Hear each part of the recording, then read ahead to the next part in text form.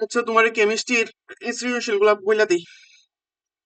এই যে 1 নম্বর সৃজনশীলটা দেখো, এখানে আছে কি, এখানে কাজ হইতেছে আমি একটা নল আছে, এই নলের মধ্যে এক পাশে তুলার মধ্যে ভিজাইছে হাইড্রোক্লোরিক অ্যাসিড, আর আরেকটার মধ্যে বলতেছে অ্যামোনিয়াম হাইড্রোক্সাইড।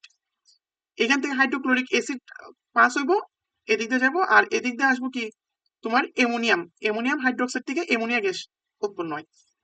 অ্যামোনিয়া গ্যাসটা এদিকে আসতে থাকবো, আর অ্যামোনিয়া গ্যাস কি NH3। আর এদিকে আসার পর তোমার উম, এখানে অ্যামোনিয়াম হাইড্রোক্লোরাইডের একটা সাদা গ্যাস উৎপন্ন হইব। আর সাদা গ্যাসটা কি হয়েছে, দেখো অ্যামোনিয়াম হাইড্রোক্লোরিক অ্যাসিড থেকে কাছে, আর অ্যামোনিয়াম হাইড্রোক্সাইড থেকে দূরে। তার মানে আমরা এখান থেকে সরাসরি দেখতে পারতেছি যে অ্যামোনিয়াম গ্যাসের ব্যাপন হার বেশি বিধায় সে বেশি দূরত্ব অতিক্রম করছে। আর এখান থেকে যে হাইড্রোক্লোরিক অ্যাসিডের যে গ্যাস, ওইটা কম দূরত্ব অতিক্রম করছে, কারণ এর ব্যাপন হার কম। এখন বলছে যে উদ্দীপকের প্রক্রিয়াটি কোন ধরনের পরিবর্তন। এখানে উদ্দীপকের পরিবর্তনটা হলো একটা রাসায়নিক পরিবর্তন। আর এই মর্মে আমরা কিভাবে লিখবো, এই মর্মে আমরা লিখবো এই যে এখানে দেখো, এই এই এতটুকু লিখে দিলে হইব যে এই পরীক্ষায় দুইটা মুখ খোলা কাঁচ নল, এতটুকু না লেখো, এখানে হাইড্রোক্লোরিক অ্যাসিড দ্রবণ ভিজাও, এইগুলা বাংলা কথা না লিখি। এখানে থেকে দেখো যে এখানে হাইড্রোক্লোরিক অ্যাসিড দ্রবণ থেকে হাইড্রোজেন ক্লোরাইড গ্যাস এবং অ্যামোনিয়া হাইড্রোক্সাইড দ্রবণ থেকে অ্যামোনিয়া গ্যাস এই টিউবের ভেতরে বাতাসের মধ্যে দিয়ে বের হয়েছে। এরকম ভাবে কিছু লাইন, বাতাস একটি পাইপের মাধ্যমে এই লাইন লেখা না লেখলেও চলে, এই দুইটা তিনটা লাইন লিখে ফেলবা। আর আরেকটা কাজ করবা, গাইড বই একটু ওপেন করবা, গাইড বই ওপেন করার পর দেখবা এর এর মর্মে আরো দুই তিনটা লাইন লেখা আছে, যেখান থেকে হাইড্রোজেন ক্লোরাইড গ্যাস বেরিয়েছে, অ্যামোনিয়া হাইড্রোক্সাইড থেকে অ্যামোনিয়া গ্যাস বেরিয়েছে। তারপর এখানে আরো আছে যে হাইড্রোজেন ক্লোরাইড গ্যাস এবং অ্যামোনিয়া গ্যাস পরস্পরের সাথে বিক্রিয়া করে অ্যামোনিয়াম ক্লোরাইড সাদা ধোঁয়ার সৃষ্টি করছে। এতটুকু যদি লিখতে আসো তাহলে তোমার মার্ক দেবো। এই তিন লাইন, এই লাইনের লেগে এনাফ প্রশ্নের জন্য। কিন্তু তুমি যদি আরো ভালো মার্ক চাও, তাহলে তোমার অবশ্যই গাইড দেখা লাগবে, গাইড থেকে আরো তিনটা লাইন অ্যাড করতে হবে। দেখবা গাইডে কি ঢুকলে তুমি আরো তিনটা লাইন দেখবা, এই তিনটা লাইনের সাথে সাথে অ্যাড করে দিচ্ছি। তারপর এই গ নম্বরটা গেল। ঘ নম্বরটা দেখো, উদ্দীপকের সাদা ধোঁয়া এ প্রান্তের কাছাকাছি উৎপন্ন হওয়ার যৌক্তিক কারণ ব্যাখ্যা করো। এখন আমি তোমার একটু আগে কি বলছিলাম যে এখানে যে অ্যামোনিয়া গ্যাস উৎপন্ন হয়েছে, এই অ্যামোনিয়া গ্যাসের, আবার স্টার্ট করি, কই জানিয়েছিলাম, 2 নম্বর প্রশ্নে ছিলাম। উৎপন্ন সাদা ধোঁয়া এ প্রান্তের কাছাকাছি উৎপন্ন হওয়ার যৌক্তিক কারণ ব্যাখ্যা করো। একটু আগে আমি কি বলছিলাম, অ্যামোনিয়াম হাইড্রোক্সাইড থেকে অ্যামোনিয়া গ্যাস উৎপন্ন হইতেছে, আর হাইড্রোক্লোরিক অ্যাসিড থেকে হাইড্রোজেন ক্লোরাইড গ্যাস উৎপন্ন হইতেছে। এখন এই জায়গাতে আমি সরাসরি বলছিলাম যে এই গ্যাসের ব্যাপন হার কম, সেজন্য এ কম দূরত্ব গেছে, আর এই গ্যাসের ব্যাপন হার বেশি, সেজন্য এ বেশি দূর অতিক্রম করছে। এখন ব্যাপন হার কার উপরে নির্ভর করে, আণবিক ভর। বলছিলাম কিন্তু তোমার পড়াইছিলাম, আণবিক ভর যার কম তার ব্যাপন হার বেশি। তো এখানে দেখো অ্যামোনিয়ার আণবিক ভর কত, এটা বাই করে। নাইট্রোজেনের আণবিক ভর হইলো তোমার 14, আর হাইড্রোজেনের হইলো 1, আর তিনটা হাইড্রোজেন আছে সেজন্য 3, তাহলে হইতেছে কত, 17। যার আণবিক ভর কম তার ব্যাপন হার বেশি। আর হাইড্রোক্লোরিকে কত, হাইড্রোজেনের 1, আর ক্লোরিনের কত, ক্লোরিনের মনে হয় 35 কত জানি, হ্যাঁ 35.5, 35.5। তাহলে ক্লোরিনের টোটাল আণবিক ভর কত হয়েছে, 36.5। এখন দেখো কার আণবিক ভর বেশি। অবশ্যই আমরা দেখতে পারতেছি যে হাইড্রোজেন হাইড্রোজেন ক্লোরাইডের আণবিক ভর বেশি, সেজন্য এর ব্যাপন হার কম। আর অ্যামোনিয়া গ্যাসের আণবিক ভর কম হওয়াতে এর ব্যাপন হার বেশি। এই প্রশ্নের উত্তরটা এইভাবেই দিবা। তারপর দেখো, একটা বিকারে কিছু বরফের টুকরা রেখে ধীরে ধীরে তাপ প্রদান করলো, এক্ষেত্রে সময়ের সাথে সাথে বরফের অবস্থান পরিবর্তন লক্ষ্য করা হলো। উদ্দীপকের গঠনের গ্রাফ পেপারে উপস্থাপন করো। আচ্ছা, এটা তো বরফের টুকরা ধীরে ধীরে তাপ প্রদান করা হয়েছে, সময়ের সাথে সাথে বরফের অবস্থার পরিবর্তন লক্ষ্য করা যায়। এই যে এটা তো আমরা এখানে অটোমেটিক করাই আছে। ওই জানি আহ, এই যে এটা, এই চিত্রটা মাস্ট তুলে দিবা। আর এইখানে তোমার বলছিলাম যে একটা কথা শিখে ফেলবা যে 0 থেকে -40 থেকে 0 পর্যন্ত তোমার বরফ তাপ নিতে নিতে 0 ডিগ্রিতে আসছে, তারপর 0 থেকে গলনাঙ্ক শুরু হয়েছে, বরফ বরফ আর পানি এখানে অবস্থান করতেছে। তারপর আরো তাপ নিতে নিতে 100 ডিগ্রি সেলসিয়াসে যখন যাইতেছে তখন এখানে পানি স্ফুটনাঙ্ক লেভেলে গেছে। যাওয়ার পর এখানে পানি আর বাষ্প একই সাথে অবস্থান করতেছে। এই যে সি থেকে ডি পয়েন্টে কি অবস্থার পরিবর্তন হইতেছে। এইভাবে লেখা তারপর এইখানে যে বাংলা কথাগুলো ছিল এই কথাগুলো লিখে নিবা। তোমার বলছিলাম একটা কথা তোমার মুখস্থ থাকবে, ওই কথাটা সবসময় টেমপ্লেট হিসেবে ইউজ করবা, বাদ বাকিগুলোর মধ্যে বসাই দিবা। সেম এটা তো এখানে এই লেখাগুলো যে আছে তাই লেখা দিলে হইব, তোমার নিজের মতো করে সুন্দরভাবে লিখে দিবা। আর কালকে অবশ্যই খাতার মধ্যে যেন এই লেখাটা লেখা থাকে, আমি আইসা দেখবো হয়েছে কিনা, আর যদি না হয় তাহলে আমি কাস্টমাইজ করে দিয়ে দিব। পরে দেখো উদ্দীপক ঘটনাটি গ্রাফ পেপার উপস্থাপন করে, এই যে গ্রাফ পেপার উপস্থাপন মানে কি, এই গ্রাফ পেপারটাই লিখে দিলে হয়েছে। আর নিচে অল্প লেখ লইব, গ্রাফ পেপার উপস্থাপন তুমি এইটুকু লেখলে আর নিচে 2-3টা লাইন লিখলেই হয়ে গেছে, বেশি লেখার দরকার নেই। এখানে উদ্দীপকে উল্লেখিত বরফের পরিবর্তে ন্যাপথালিন হইলে কি ঘটনা ঘটবো। আচ্ছা, ন্যাপথালিন হলে কি হয়, ন্যাপথালিন হলো উদাই পদার্থ। এ কিসে পরিণত হয় না, তরলে পরিণত হয় না, এ ডিরেক্ট কিসে পরিণত হয়ে যায়, বাষ্পে পরিণত হয়ে যায়। এই যে ন্যাপথালিনের যে কাহিনী, এ- এই যে কই গেল, ন্যাপথালিনের খুব সম্ভবত কি দেওয়া নাই, বইয়ে নাই। আচ্ছা, ন্যাপথালিনের কাহিনী কি হইব, এই যে এখানে একটা গ্রাফ মনে করো, আহ, ন্যাপথালিন এটা মনে করো 0 ডিগ্রি, ন্যাপথালিন খুব সম্ভবত 0 থেকে উৎপন্ন যাইব। এখানে তুমি তাপ দিবা, তাপ দিতেছো হচ্ছে, একটু সোজা করে আঁকার চেষ্টা করি। এখানে তুমি তাপ দিতেছে ও উঠতেছে, মনে করো এখানে এক 50 ডিগ্রি দিলা, 50 ডিগ্রি সেলসিয়াস। ওকে, এখন এই যে এই জায়গাটা ছিল, নর্মালি আমরা করি কি, নর্মালি আমরা দিয়া দিই যে এখানে একটা তাপের অপশন থাকে। এখানে আমরা নর্মালি ভাবি কি যে বরফ থেকে তরলে পরিণত হইতেছে, কিন্তু এই জায়গার মধ্যে তরলে পরিণত হইব না, এখানে ডিরেক্ট বাষ্পে পরিণত হয়ে যাবো। গ্রাফটা কি বুঝছো, মনে হইতেছে তো না বুঝবা বললা। আমার একটু বুঝাই দিই, ন্যাপথালিন ব্যবহার করলে কি ঘটনা ঘটবো। ন্যাপথালিন আমরা জানি সরাসরি উদাই পদার্থ, এ লিকুইডে পরিণত হইব না, তার মানে এই জায়গার মধ্যে যে অবস্থানটা করব, এই জায়গার অবস্থানটা হইব তোমার কঠিন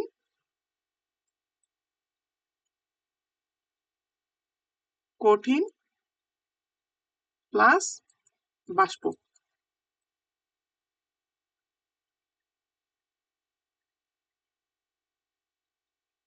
বুঝতে পারছো, আমরা নর্মালি ওই আগের গ্রাফটা কি হয়, এই যে এই গ্রাফগুলোতে দেখো নিচের গ্রাফটা আমরা কি লিখছি, আহ, এইখানে নাই,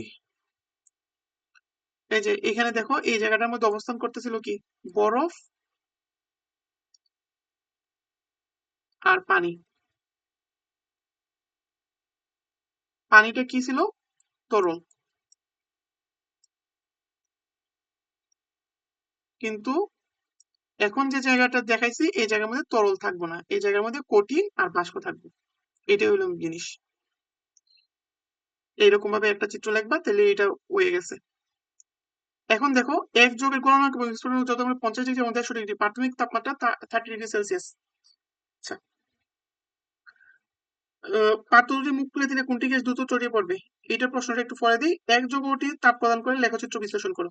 এই যে এক যৌগটা, এটা তাপের বিশ্লেষণ করি। দেখো এই জায়গার মধ্যে আমরা একটা গ্রাফ আঁকি। এখানে বলছে কি 50 ডিগ্রি হলো গলনাঙ্ক, এটা মনে করি আমরা একটা 50 ডিগ্রি লাইন। আর 150 ডিগ্রি হলো তোমার স্ফুটনাঙ্ক, এটা মনে করি স্ফুটনাঙ্ক লাইন। 50, 150 ডিগ্রি। আর এখানে দেখো ইনিশিয়াল তাপমাত্রা বলছিল কত, 30°C। এই তাপমাত্রা তুমি তখন এখানে লিখতে পারো। ইনিশিয়ালটা তুমি চাইলে এই জিরোর জায়গা তো লিখতে পারো, জিরো থেকে উঠাইতেছো এইভাবে, এই যে এখানে, বুঝছো, এখানে জিরো পরিবর্তে 30 লিখবা।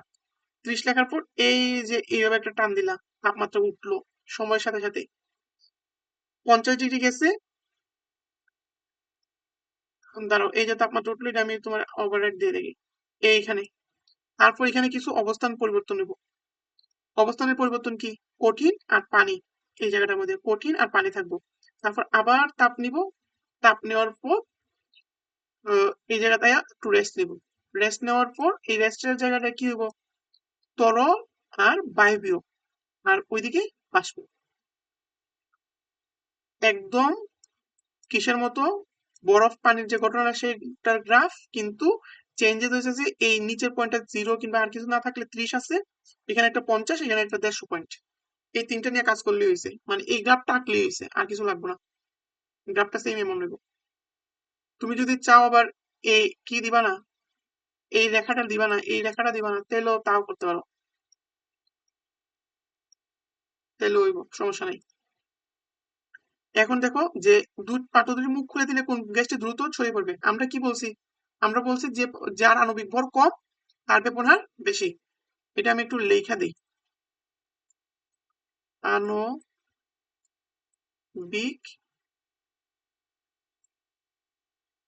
ভর কম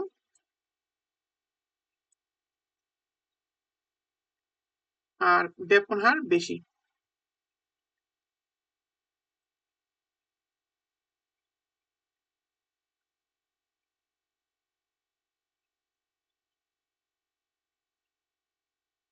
মাউস দেওয়ার লেখাটাও কঠিন, এই জিনিসটা সবসময় মনে রাখবা, আণবিক ভর কম ব্যবহার বেশি। এখন আসো, এখানে আছে সালফার ডাইঅক্সাইড SO2।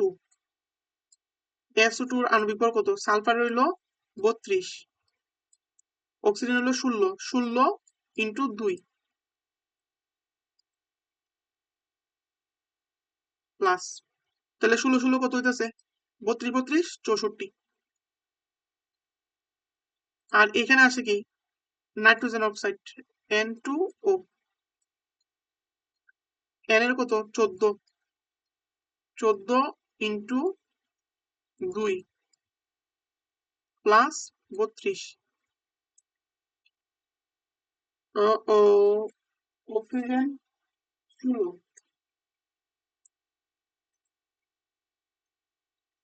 অক্সিজেনের 16, তাহলে কত হইতেছে, 14 ইন্টু 2 হইলো 28, 28 আর 16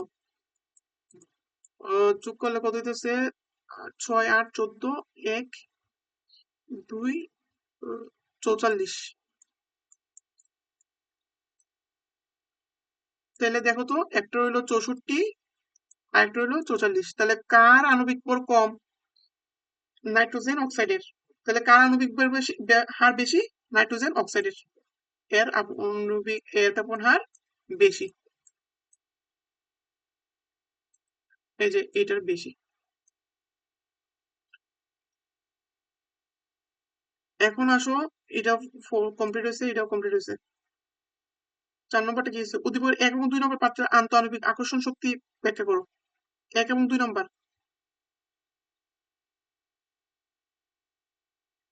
আচ্ছা, 1 নম্বর হলো কি জানো, সোডিয়াম ক্লোরাইড, সাধারণ লবণ। সাধারণ লবণের আমরা বলছি, এটা মনে রাখবা, সোডিয়াম ক্লোরাইড। এদের মধ্যে যে আকর্ষণটা হয় না, এরা যৌগ গঠন করে কিভাবে জানো, এই যে এইভাবে, সোডিয়াম আর ক্লোরাইড। আর এদের মধ্যে আহ, এটা হলো প্লাস, এটা হলো মাইনাস, এটাকে কি জানি বলে, তোমার এদের আয়নিক বন্ধন খুব সম্ভবত, হ্যাঁ আয়নিক বন্ধন বলে এদের, এরা আয়নিক বন্ধনে আবদ্ধ থাকে, আয়নিক বন্ধনে বন্ধন। এরা আয়নিক বন্ধনে থাকে। এটা এটা একটা আয়ন, সোডিয়াম প্লাস একটা আয়ন, আর ক্লোরিন মাইনাস এটা একটা আয়ন, আর এরা আয়নিক বন্ধনে থাকে, তাই এরা বেশি শক্তিশালী, আন্তঃআণবিক আকর্ষণ শক্তি বেশি। আর বরফের টুকরা মানে কি? পানি। পানির মধ্যে থাকে হাইড্রোজেন বন্ড, আর হাইড্রোজেন বন্ড কম শক্তিশালী হয়। এগুলো তুমি এখনো পড়ো নাই, এটা থার্ড চ্যাপ্টারে মনে হয়। হাইড্রোজেন বন্ড,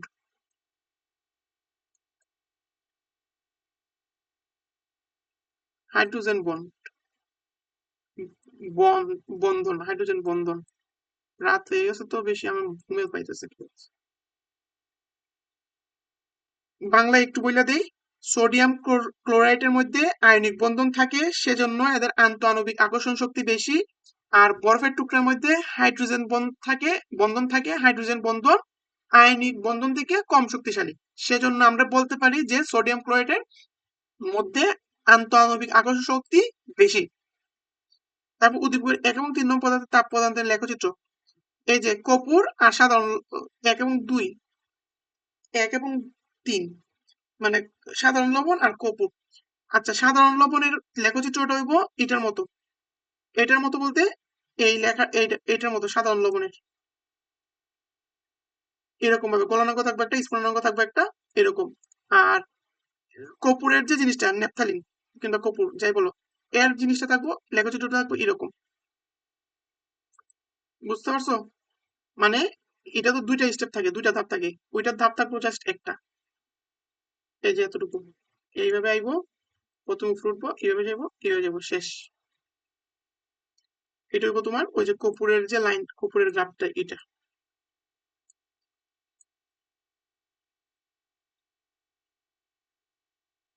তারপরের প্রশ্নটা কি?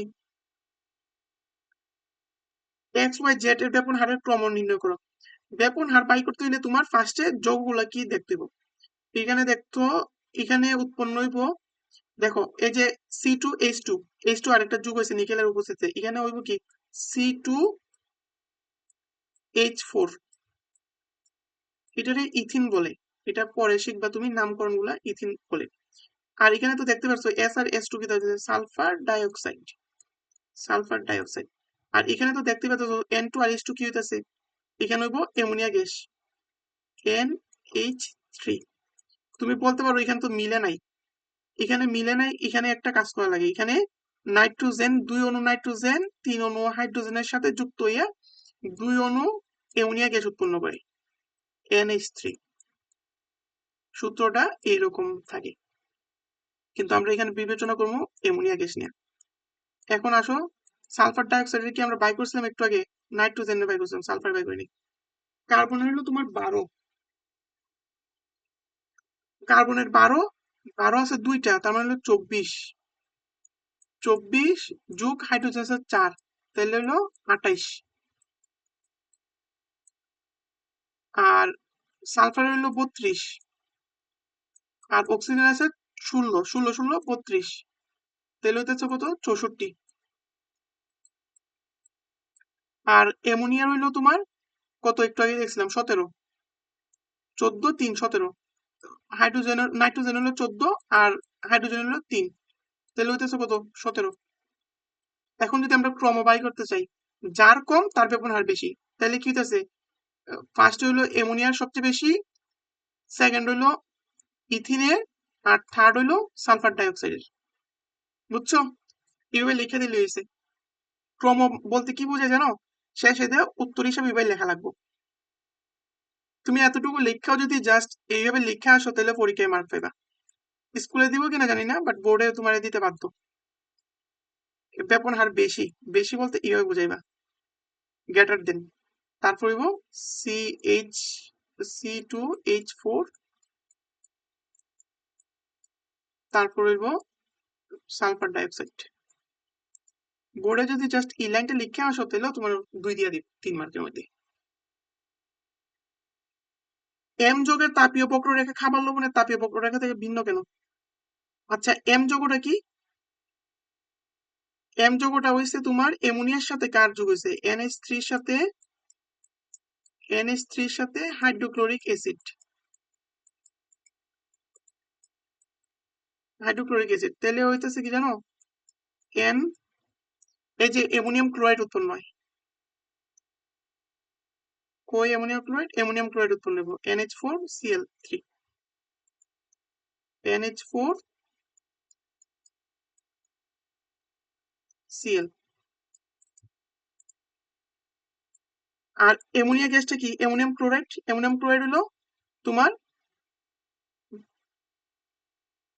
ঊর্ধ্বপাতিত একটা পদার্থ। তাহলে এই ঊর্ধ্বপাতিত পদার্থ কি হয়? এম যুগের তাপীয় বক্ররেখা খাবার লবণের তাপীয় বক্ররেখা ভিন্ন হইব কেন লাগে? এম যুগের উদয় পদার্থ, তাহলে এর বক্ররেখাটা এইভাবে হইব যে ডিরেক্ট উঠছে, এখানে কঠিন আর বাষ্প, আর এদিকে বাষ্প, শেষ। আর খাবার লবণের তো ফার্স্টে গলবো, গলনাঙ্ক যাইলো, তারপর তরলে পরিণত হইতেছে, তারপর আবার তাপ নিতে নিতে স্ফুটনাঙ্ক গেল, স্ফুটনাঙ্ক যাওয়ার পর আবার তাপ নিয়ে বাষ্প পরিণত হইতেছে, তারপর এইভাবে উফরে দিয়ে উঠবো, এরকম আর কি। এই বক্ররেখা দুইটা ভিন্ন, এটা এভাবে বলে দিলে হলো। উদ্দীপক লিখিত বক্ররেখাটি অঙ্কন সহ বর্ণনা করো। এখানে কি বলছে জানো? পদার্থের আণবিক ভর, এখানে আণবিক ভর দেখা দরকার নাই, কিন্তু গলনাঙ্ক আর স্ফুটনাঙ্ক দেওয়া আছে। এখানে জাস্ট এইভাবে করবা, এইভাবে দিবা, এইভাবে দিবা। ওকে, আমরা এই যে রেখাটা কি জানি? স্ফুটনাঙ্ক। এই রেখাটা কি জানি? গলনাঙ্ক। তো গলনাঙ্ক কত বলছে? 133, 133। আর স্ফুটনাঙ্ক কত বলছে? 242। এইভাবে লিখে দিলে হইলো। আর এখানে তুমি বর্ণনা করবা কিভাবে? ওই তোমার একটা কইছিলাম না, একটা লেখা তোমার মুখস্থ থাকবো, ABCD, এরকম পয়েন্ট তুমি কিছু বানাই ফেলবা, মুখস্থ করবা একটা টেমপ্লেট, এরপর ইচ্ছা মতো লিখতে থাকবা এফ, তারপর বলবা যে এ পয়েন্ট থেকে বি পয়েন্ট পর্যন্ত তাপ গ্রহণ কইরা সেই গলনাঙ্কে পৌঁছাইছে, তো গলনাঙ্ক বি থেকে সি পয়েন্টে সে আহ, কঠিন থেকে তরলে পরিণত হয়েছে, সি থেকে ডি পয়েন্টে আরো তাপ গ্রহণ করছে, ডি থেকে ই পয়েন্টে কঠিন তরল থেকে বাষ্পে পরিণত হয়েছে, আবার বাষ্প আরো তাপ নিয়ে বাষ্পে পরিণত হইতে থাকছে, এরকম ভাবে একটা লেখচিত্র হইবো। এই যে এটার মতো আর কি, সেম হইবো এটার মতো। পদার্থের তাপীয় প্রক্রিয়ার প্রথম এবং শেষ বিন্দুতে কণাসমূহের মধ্যকার গতিশক্তি তুলনামূলক বিশ্লেষণ করো। আচ্ছা, আমরা কি জানি? কঠিন পদার্থের প্রতি যে গতিশক্তি গুলো থাকে, এগুলো থাকে অল্প। আর কিংবা গ্যাসীয় পদার্থের ও, মধ্যকার গতিশক্তি গুলো কি থাকে? বেশি থাকে। তাহলে এখানে বলছে কি, তাপীয় বক্ররেখার প্রথম এবং শেষ বিন্দুতে, প্রথম বিন্দুতে তাহলে কঠিন অবস্থায় ছিল, তাহলে এর গতিশক্তি কি ছিল? কম ছিল। আর শেষ বিন্দুতে কি? বাষ্প, তাহলে এর গতিশক্তি কি? বেশি ছিল। আমরা বেসিক একটা জিনিস জানি, যেটা হইলো আহ আর এই কঠিন পদার্থের গতিশক্তি কম, আর বায়বীয় পদার্থের গতিশক্তি বেশি। এটার উপরে বেসিস করে এই কথাগুলো লিখে দিবা। 7 নম্বর, উদ্দীপকের প্রক্রিয়া বর্ণনা করো। এটা বর্ণনা করে নিও, এটা নিজে পারবা। এ এবং বিভিন্ন অসময়ের আন্তঃকণিক শক্তি এবং আন্তঃকণার গতিশক্তি তুলনামূলক, এটাও একটু আগে যে বলছি, এটার বেসিসে করে ফেলবা। এখানে আরেকটু ঝামেলা আছে, এটা তোমার এখন আমি বুঝাইতে পারতাম না, কারণ এটার লাগে তোমার বেসিক অনেকটু পড়ানো লাগবে। আমি কালকে এসে তোমার এটা বুঝাই দিব না। এটা ওইটার মতোই, তুলনা গতিশক্তির মতোই, কিন্তু আণবিক আর আন্তঃকণার গতিশক্তি দুইটার মধ্যে ডিফারেন্স আছে। এটা কালকে দেখতেছি। কোন জারের গ্যাসটি আগে ছড়িয়ে পড়বে? একটার মধ্যে আছে অ্যামোনিয়া গ্যাস, আরেকটার মধ্যে ইথিন, আরেকটার মধ্যে পটাশিয়াম পারম্যাঙ্গানেট। এখানে দেখো, অ্যামোনিয়া গ্যাসের চিহ্ন আগে বাই করতে হবে। অ্যামোনিয়া গ্যাস হলো NH3, NH3। ইথিনের হলো CH4, ইথিন।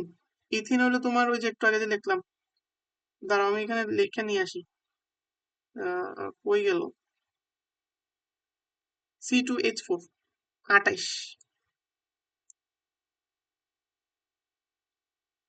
C2H4, এটা হলো 28। আর পটাশিয়াম পারম্যাঙ্গানেট, এটা নিয়ে তোমার লেখা বোঝা যাইতেছে না, পটাশিয়াম পারম্যাঙ্গানেট লিখছি এখানে, MnO4। অবশ্যই এটা অনেক বেশি হইব। আর এটার কত হইব? এটা হলো তোমার 17। তাইলে আমার ক্রম যদি লেখা কোন জারটা আগে বেশি পড়বো, এইটা আগে সবচেয়ে বেশি সরাই করবো, কারণ এর ব্যাপন হার বেশি, কারণ এর আন্তঃআণবিক এর আণবিক ভর সংখ্যা কম। আর এটা বাই করি না, এটা যদি বাই করতে হয় অনেক বেশি হইব। এখানে কি আছে? পটাশিয়াম আছে। পটাশিয়াম হইলো তোমার 83। ফার্স্টে দেখছো 83, 83। আর এখানে আছে ম্যাঙ্গানিজ, মানে ম্যাগনেসিয়াম, ম্যাঙ্গানিজ, ম্যাঙ্গানিজ হলো তোমার 55, 55। আমার কাছে বই আছে, আমি বই দেখে দেখে বলতেছি, মানে কিটা আছে আর কি, আধুনিক পর্যায় সারণী 55। আর অক্সিজেন তো আছে 16, 16 × 60, তাহলে বুঝতেছো এটা অনেক বড়, অনেক বড় সংখ্যা। তার মানে এর ব্যাপন হার সবচেয়ে কম। সিজারের পদ্ধতি কঠিন, কিন্তু ব্যাপন হার সম্ভব কিনা বিশ্লেষণ করো। এই জিনিসটা তোমার কালকে পড়াইতেছি। কালকের জন্য তোমার এই যে 7-এর গ আর 8-এর গ, এই দুটা আগামীকাল দেখতেছি। 1 নম্বর পাত্রটির উপর তাপ প্রদানের লেখচিত্র। এটা তুমি নিজে নিজে পারবা, গলনাঙ্ক দেওয়া আছে, স্ফুটনাঙ্ক দেওয়া আছে, সেম এটার মতো একটা গ্রাফ এঁকে ফেলবা। 7 নম্বর প্রশ্নে যে একটা গ্রাফ আছে এটার মতো একটা গ্রাফ আঁকবা। আর এখানে মধ্যে দেখো 1 এবং 2 নম্বর বেলুনের মধ্যে কোন গ্যাসের ব্যাপন হার বেশি, গাণিতিক বিশ্লেষণ করো। এই গাণিতিক বিশ্লেষণ হইলো তোমার এটার মধ্যে আছে অ্যামোনিয়া, অ্যামোনিয়া কত 17, আর এটার মধ্যে আছে হাইড্রোজেন সালফার। হাইড্রোজেন হইলো তোমার 2 আর সালফার হইলো 32, তাহলে হইতো কত 34, সর্বনিম্ন হইলে 34, তাহলে ওইটাছে কত, এটার কম আণবিক ভর সংখ্যা, তাহলে এর ব্যাপন হার বেশি।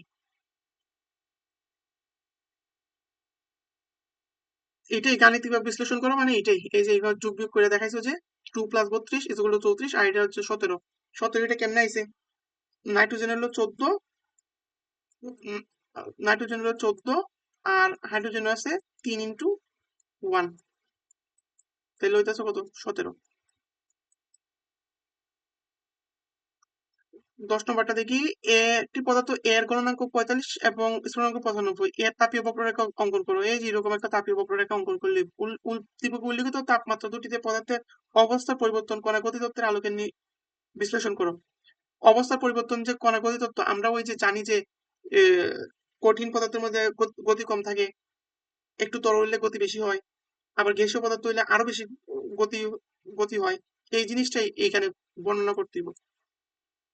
চিত্রে ডি, সি এবং ডি আণবিক সরলরেখা কেন, এই যে এই জায়গার মধ্যে হলো কি অবস্থার পরিবর্তন হয়, সেজন্য এটা সরলরেখা। এই জায়গায় তাপের কোনো পরিবর্তন হয় না, যে তাপগুলা পায় এই তাপ ব্যবহার করে বস্তু তার অবস্থার পরিবর্তন করে। অবস্থার পরিবর্তন মানে কি, কঠিন থেকে তরলে হইতেছে, আরেকটা হলো কি তরল থেকে বাষ্পে পরিণত হইতেছে।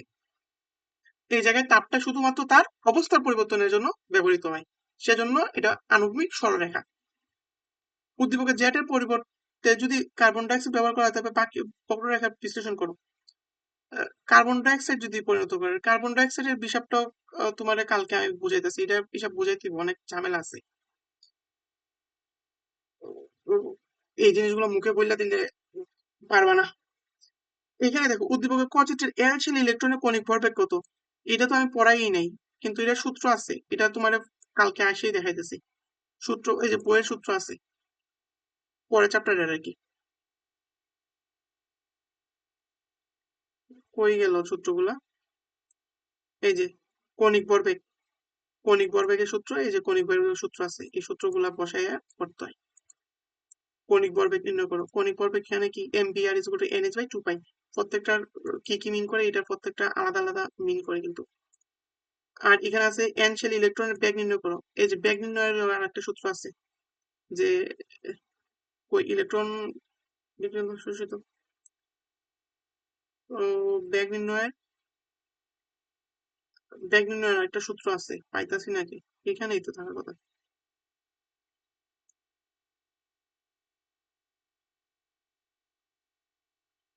বেগ এখান থেকে বাই করে। আচ্ছা, এটাও দেখায় মনে কালকে। উদ্দীপকের খ চিত্রে ইলেকট্রনের বিকিরিত নির্গত হয় কিনা নির্ণয় করো। এই জিনিসগুলো আগে বেসিক অনেকটুকু পড়াই দিব, নয়তো তুমি পারবাই না।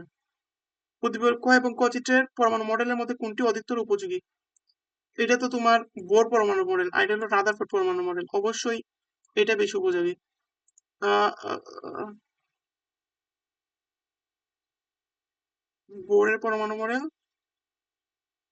এটা হলো রাদারফোর্ড পরমাণু model। না, আমি একটু স্লাইটলি মিস্টেক করছি, এটা হলো রাদারফোর্ডের পরমাণু মডেল। সেজন্যই আমি দেখতেছিলাম যে এটা কি বলতেছি আমি, রাত্রেবেলা তো ঘুম পাইতেছে। এটা হলো তোমার রাদারফোর্ড পরমাণু মডেল, এটা হলো বোর পরমাণু মডেল।